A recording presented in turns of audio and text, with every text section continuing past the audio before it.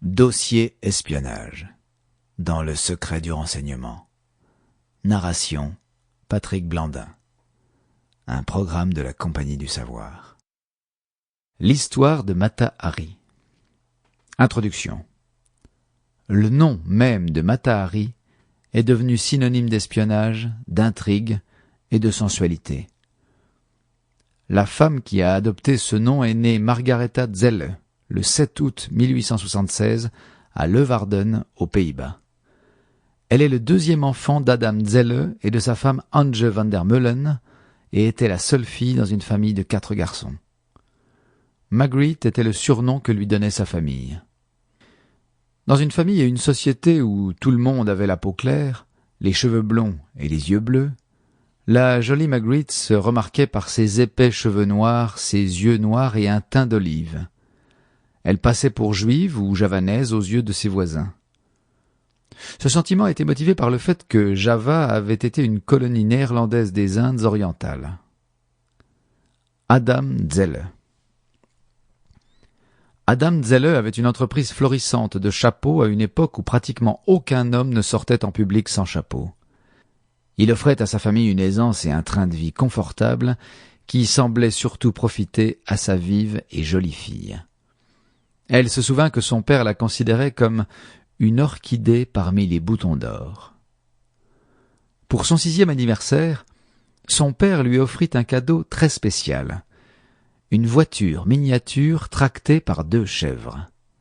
Habile de ses mains, le père de Margriet avait fabriqué ce véhicule qui pouvait transporter 4 passagers. La jeune Margriet savait conduire une voiture parce qu'elle avait souvent pris les rênes du taxi collectif de son père et était ravie de montrer son présent et de le conduire jusqu'à ses amis. La jeune Margaretha Zelle.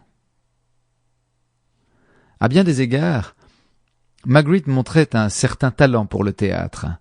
Elle aimait porter de flamboyants vêtements à l'école et ses copains se régalaient à écouter les histoires de ses origines.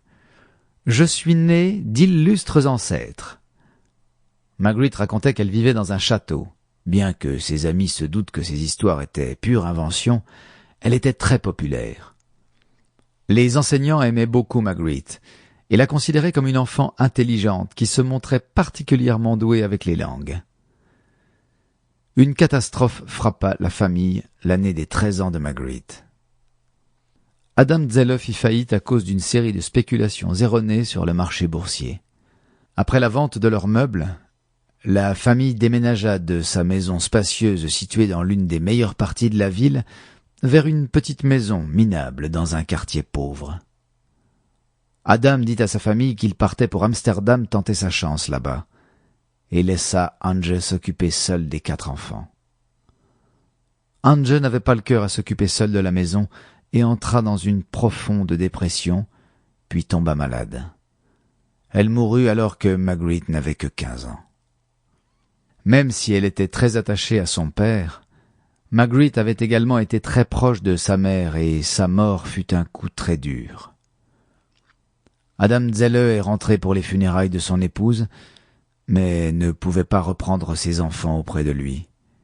Il les répartit donc entre les différents parents qui pouvaient les recevoir. Margriet alla dans la maison de son parrain dans la petite ville de Sneek. Elle était grande par rapport aux filles de son âge et plus grande que la moyenne des hommes en général, ce qui constituait un handicap pour une jeune fille en quête de mari. Son parrain, Heer Visser, lui suggéra de s'orienter vers une formation d'enseignante en maternelle.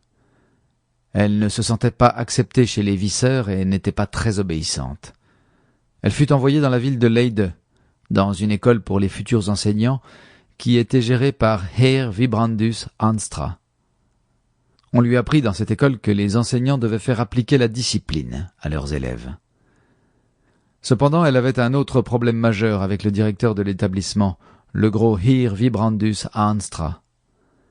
Il s'était épris de la jeune fille qui semblait avoir les mêmes sentiments en retour. Leur romance provoqua la consternation du public et un scandale éclata. Ironie du sort, les gens étaient plus choqués par le fait que la jeune fille soit tombée amoureuse que par le fait que le vieil homme soit plus âgé qu'elle. Ainsi, Sample complete. Ready to continue?